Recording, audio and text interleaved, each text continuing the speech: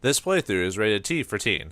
Greetings and salutations, viewers. Vauldemare back here with another episode of Star Wars Knights of the Republic 2, The Sith Lords. In the last episode, we finished exploring the rest of the Ravager, set us up the bomb, and we're ready to prepare to blow this popsicle stand, but we had to take out Nihilus before we did that because some reason, like he wouldn't die because the ship was blown up. And whatever, Sith power, the Force, OP magic, whatever, blah, blah, blah. Something dark side. Anyway, we went in, took, kicked his butt, Kingdom to Come. He was actually pretty easy. I kind of feel bad for being so high level. I almost think the game expected you to be more like level 20 by this point, but I was level 25, so yeah, we beat him pretty quickly. Kind of almost anticlimactic, almost wish maybe I was a bit weaker just to see like his power, all the tricks he uses and stuff like that. But anyway, Visa's got her like the finishing of her story because it was kind of almost like an abuser relationship maybe between her and Nihilus, and she just had to see the face of her abuser. I don't know. She did have a cell, so maybe he did abuse her. I don't even know if the game doesn't even talk about maybe he did. Although, I don't think his character... Nihilus just doesn't seem like the character that would do that type of thing, so he'd be more mental abuse, which is abuse in shape and form, but it's a different type of abuse. But yeah, she basically, took him head on, and with our help was able to beat him because of our wound in the forest, was able to weaken him. So that's pretty much... Yeah, I don't know if... I guess it's not really Day 6 mods because the game, I think Kreia and even the game explains that that's how we were supposed to be able to beat him. It's just by, so we knew what we needed to do to force him to weaken was to feed off of us. So we get an alignment going, so we can. I guess I could have ended or had the beginning of the episode be like back at the back on the Mandalorian ship, so we could get out of here. Yeah, I kind of wish during this scene though it would have. Maybe we could have had a switch scene to the other characters doing something while we're taking on Nihilus, like they're, attacking ships, or a bit of dialogue or something like that, just saying, hey, we gotta take care of this thing, and she'll die, so we gotta work together. But nah. I mean, at least we got a scene like that during the Onderon siege, at least. But I don't know. I kind of wish it happened multiple times. Then again, I can't really complain. KOTOR only had it once, and it was like when you fight Saul Karath, or Saul Karath, or however you want to pronounce it. It was only during that, and then it's never again after that. Even with the end of the game, they never have like extra scenes with the characters going on, splitting the party or whatever. So I'm a big, and probably for my ramblings, you probably guess I'm a big fan of side characters getting some extra show, not just the main character, or the side characters getting shown doing things while the main character is taking care of business. Like, oh, what is everyone else doing while we're dealing with the main bad guy, But most games never do that because it's just assumed they're with you, or people only want to see the main action, which I understand that. Just I think it's just the writer in me, or the fan of fiction in me that wants to see all this extra detail, Am I going the right way? I feel like I missed a turn somewhere in Albuquerque. Don't want the whole episode of me just trying to figure out how to get out of here. Was it this way, maybe? I feel like we're getting close somewhere. Wait. Oh, is that... Oh, there we go. This route leads back to the shuttle in Silldale Station. Do you wish to leave? Leave the Ravager for good. Let's get out of here.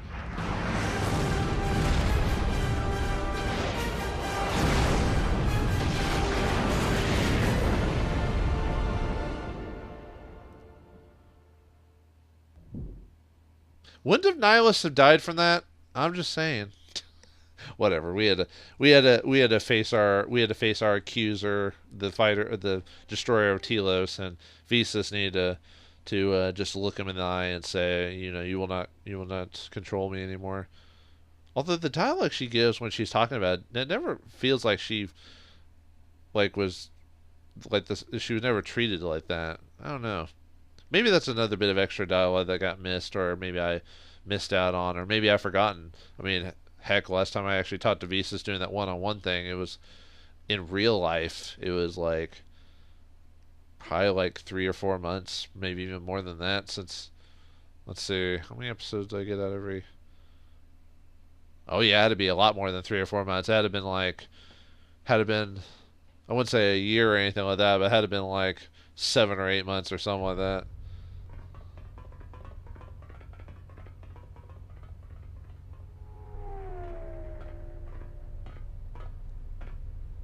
Admiral Onasi wanted to speak with you, ma'am.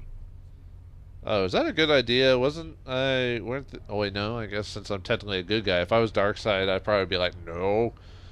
Or hey, you want to talk to me? Well, we'll just choke you out for some reason. I don't know. Is that a request or an order? Did he say what about? Very well, lead on. Did he say what about? As I understand it, there was something private he wished to ask you. Concerning a mutual acquaintance, I believe is how he put it. Mutual acquaintance. Well, the only person in my group that would be a mutual acquaintance of Karth would be HK, or T3, or no, that's it. Just the droids. Everyone else is a new character. Yep, no one else in the group has been with Karth before. Not at all. It's a little beat up, but it's still home. I wasn't able to be here to protect it when the Sith attacked the first time. This time you gave me a second chance. I owe you. Was Telos the planet that Karth, that got bombarded, that Karth's family died at? I guess it was. Grant said, you want to speak to me on my mutual acquaintance? Is that all you want, Admiral? Maybe next time get here faster. And they even got the same voice actor. I keep forgetting the guy who voices Karth Onasi's voice. He was in a lot of BioWare games before BioWare got bought out by EA a long time ago. But they used him for the last Mass Effects. But yeah, I keep forgetting his name. I think he's a Canadian citizen. I think the voice actor is. I mean, BioWare's. Oh well, no, this is Obsidian, but they could still use a lot of the voice actors. But anyway, BioWare's one of their headquarters was in Montreal or something like that. Anyway, sorry. On with the plot. Grant, you said you wanted to speak to me about Grant said you wanted to speak to me about a mutual acquaintance. I've read your records. How the Jedi sentenced you for doing what you believed. You wandered past the Outer Rim during your exile. I ask you, did you find any trace of Revan? Oh yeah, we did follow Revan, so he was kind of like our like the celebrity of Jedi, and we wanted to be like him. Did you know him? I served with him like you did, and we had to part ways like you did. By the way, this conversation, it probably doesn't change yet, but it will change here. It does change if you chose at the very beginning of the game from Atten, if you said Revan was either male or female, or light side or dark side, basically. So, why? He said that there were places where he had to walk where I could not go. Places where having allies, or anyone he cared about, would only place them in danger. It's been 4 years, and I still don't know what happened to him. If you want to find out what happened to him, you can either read the Darth Revan book or play the MMO game. They kind of explain what happens to Revan. The only problem is that the person who wrote the book about Revan didn't write, from what I remember, or I think maybe he wrote, Drew Kapriskin or whatever wrote I think he might have been one of the writers on KOTOR 1, but I don't remember him being a main writer on KOTOR 2. And I've heard a lot of people have mixed feelings about the book. I'll admit I haven't read it, so unfortunately, you would think with me being a big KOTOR fan, I would have read all the media, but unfortunately I'm not familiar with that book. I think it was because of the poor reviews, or not, I wouldn't say poor reviews, the mediocre reviews for it kind of kept me away from it. Maybe I'll read it one of these days. Oh well, anyway. He might be dead, you cannot give up hope. Then it looks like you have to wait a long hour, doesn't it? You cannot give up hope. He told me to stay here to try to keep the Republic strong, and that he would return. It's the hardest request I ever had to follow. And I think if you're dark side, I think he mentioned something about him. He just all of a sudden disappeared and pulled all his troops back or something like that. But it's been a while since I've done dark side, so yeah, play the game. You could still play his light side and just choose a Revan's dark side and see the extra dialogue. So at least gives you a reason to play the game again, amongst other things. Why did he ask that? I don't know, but it was important to him. He said that he believed something had been behind the Mandalorian Wars, that it hadn't been the Mandalorians' choice to attack the Republic. Whatever it was, I think he went off to find it, to fight it. Yeah, the MMO or the book explains it a bit more, which I don't.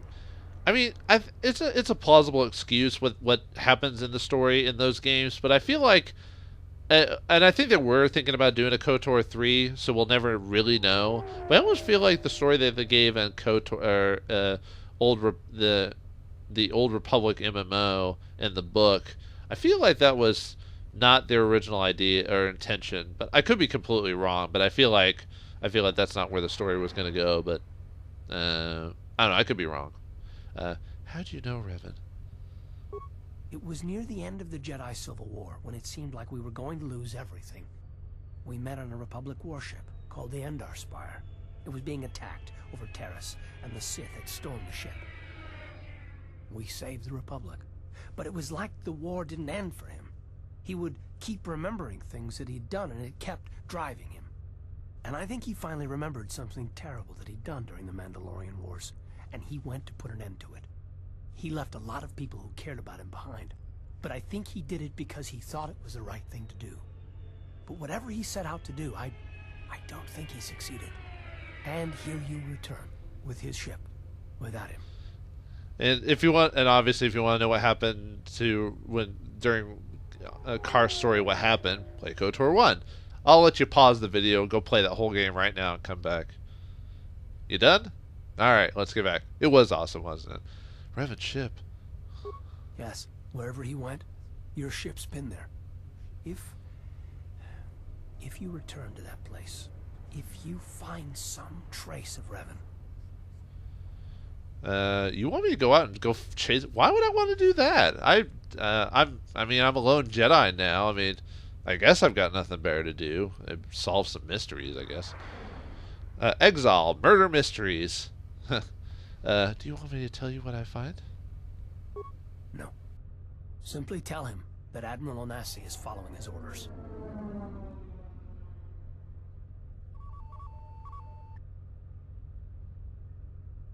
Safe journey, Exile. Did she know? No, she didn't. There are times I fear we shall never know where he left Karth, and I cannot live not knowing the answer. Why he sought to protect us. He asked us to stay to keep the Republic safe. It was important to him. And after meeting the Exile, I'm convinced that there are worse things to lose in the galaxy.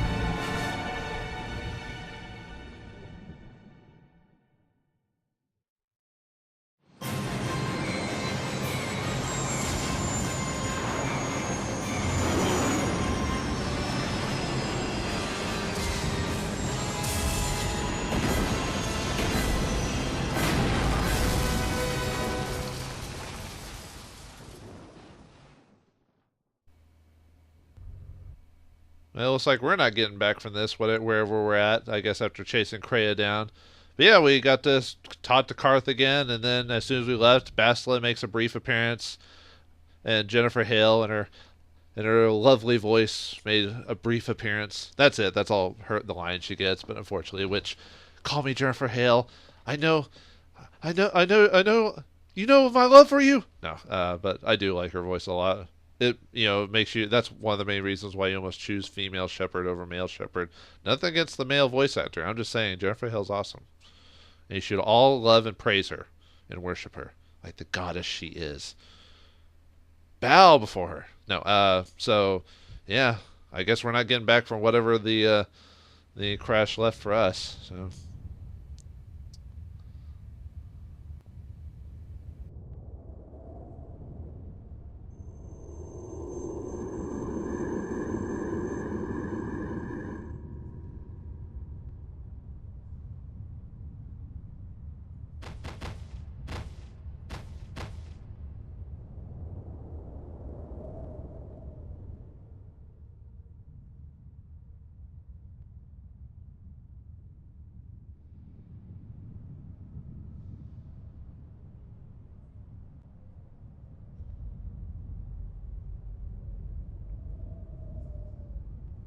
It has been some time.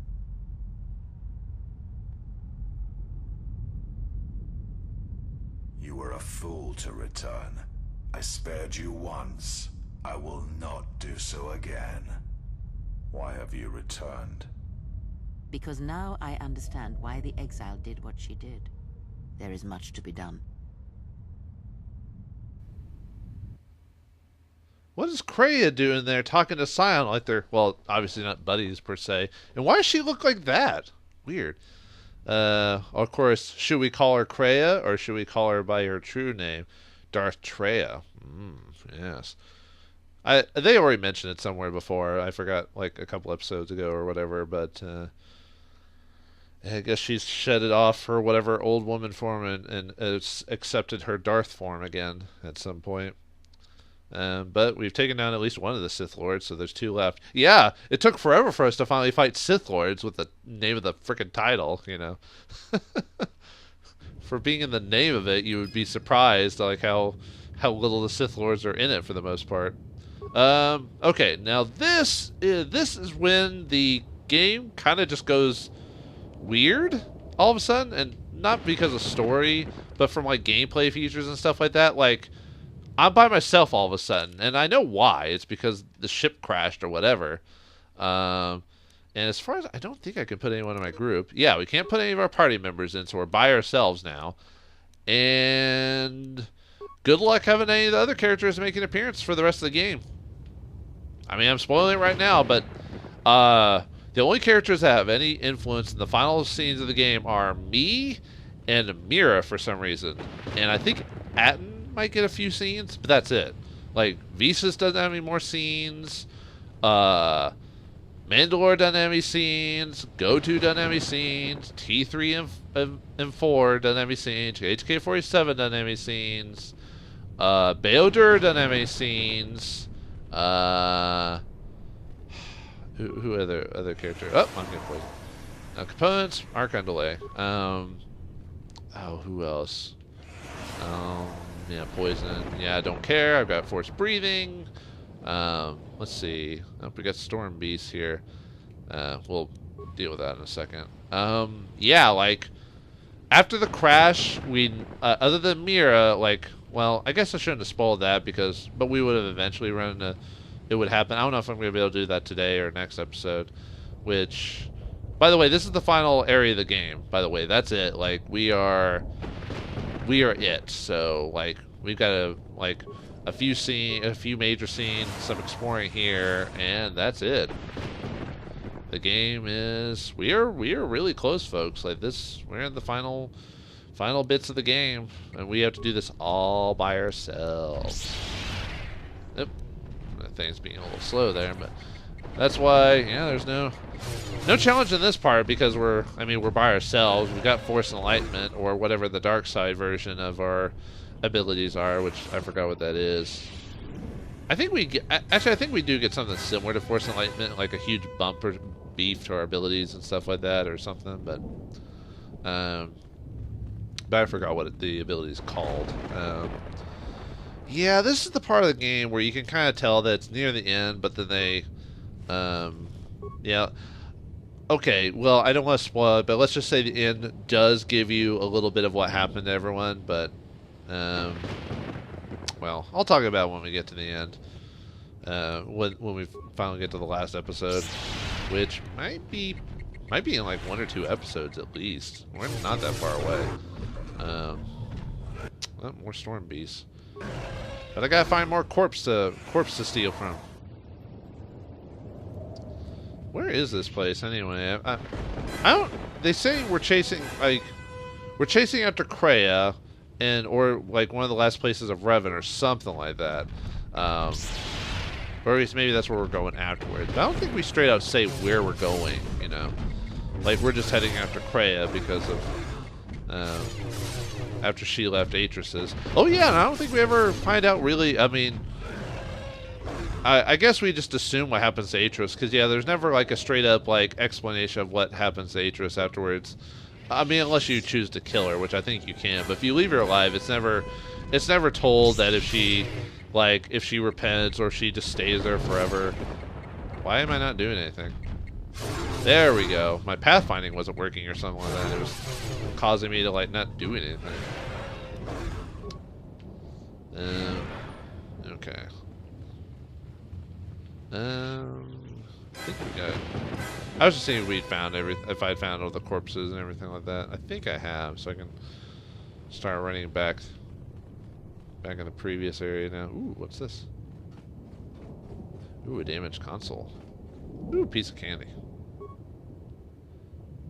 Engine core damage, minimal power.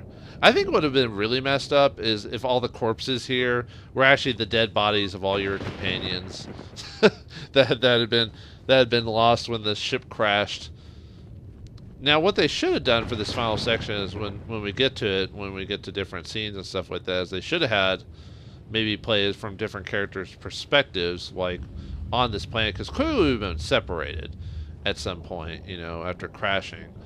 But I don't know. Like I said, I'm talking about stuff that you wouldn't know about yet. Getting to this part, but it's one of those things that just, you know, like this game itself was, you know, not perfect, buggy at places and stuff like that. But it was a really interesting story and a different concept to like a standard, straightforward Star Wars story, because of the idea of like this game played a lot more, or at least with came with, I believe the writer Chris Avellone, I think is his name, whatever, played a lot more with the idea of the Force itself in general. Because when you watch like the movies or watch some of the extended lore or read some of the extended stuff just about the vanilla world of or the vanilla bits of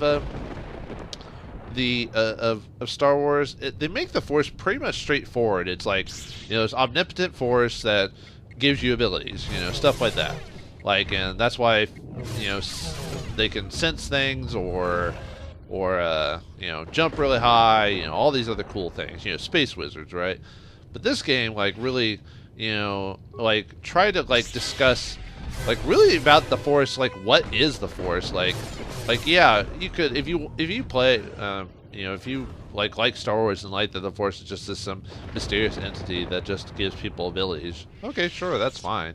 And I don't blame you for that's all that you really want out of the Force. You just want, like, cool lightsaber battles, or the duality of yourself, the ability to, you know, be good, and then it just takes one act to fall, you know, and then it's really hard to get back, you know, whether it be an addiction or whatever. That works as well, but yeah, the writing in this game really wanted us to really think about, like, what the Force could do, what it means, you know, could it be corrupt, could it be, you know, what would happen if someone could absorb the Force or get cursed by it, you know, with the case of Nihilus, being forced to feed without ever being satiated, which might be a curse from being a Sith, but there's some other explanations as well, like, which ties back to us. If the exile has come here, then she has not come alone. Of course, apprentice. The Huntress is with the exile. She has a special talent for finding that which should remain lost. It also makes her difficult for me to sense, but not to a creature bred for such things. Shall I send the assassins for her? No, I have brought a beast to Malachor to deal with that one. If she survives, she will become stronger for it.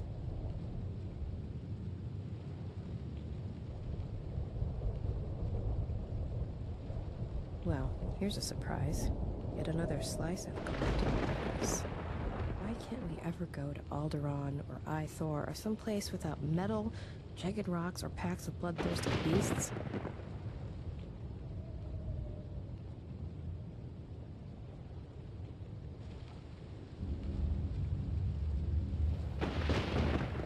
What the? Hanhar, what are you doing there? Watch out, Mira, he's behind you. Yeah, like, when you saw Kreia purposely bring it back, yeah, finally, that, like, loose end finally pops up out of nowhere after all this time. You were probably wondering why she did that, yeah. So you almost might have forgotten about that little feature as well. And it's weird how she mentions Mira specifically for this, for saying the Huntress was them, which it's important that she is there, I think, but wasn't there this whole big thing about Atton coming with us and protecting us because of his abilities and didn't want us to know about it? I feel like, and even, maybe they only get explained if you have a high influence, because I did miss out on a major story opportunity with Atton, so, but still, like, you think it would have been Atton, because Atton was being promoted as, you know, the two, or the main characters of, the three main people of this game. Like, if everyone is optional, which I don't think it is, but if a lot of people are optional, the ones that are guaranteed are Atton, Kreia, and Exile, right? So you think Atton would be the one getting the main scene, like, instead of Mira. Like, all of a sudden it's just like, and the Huntress is, you know, she's got skills, and I'm like, well, yeah, she does have skills, but she's a character you could get very last and may know little about. You know, why are you making her a big deal all of a sudden, game? You know, like I said, I don't mind Mira. I'm just saying that Atton would have been more presentable as a character that's supposed to be, you know, minimal core damage, whatever. Which, weirdly enough, the game almost suggests that there should be like a little section here to walk through. Not a big one, but like I said, it's an issue with the game, you know, being rushed, and you could tell the ending was rushed very, like, badly. Although, I'll admit, Obsidian has, I mean, this changes from, like, who works at Obsidian and the writers and stuff like that, but Obsidian has a kind of a hard time finishing their games. If you ever play any of their previous other works, you'll notice that their beginnings are pretty strong, and their medium and the mid game ain't too bad, but the end game is usually, I wouldn't say lackluster, but, like, I don't know, like, I feel like there's something missing, like either something doesn't get tied up properly, or something gets rushed, or something, just like this weird feeling that, like at the ending. Like I said, they're not bad, but I feel like their endings aren't as good as their great stories make them out to be, if that makes sense. You know, like you know, it's like, oh, there's all this great writing and great build-up and all this other stuff, and then we get to the end and we're like, oh, okay, that was cool, I guess, but I don't know, man.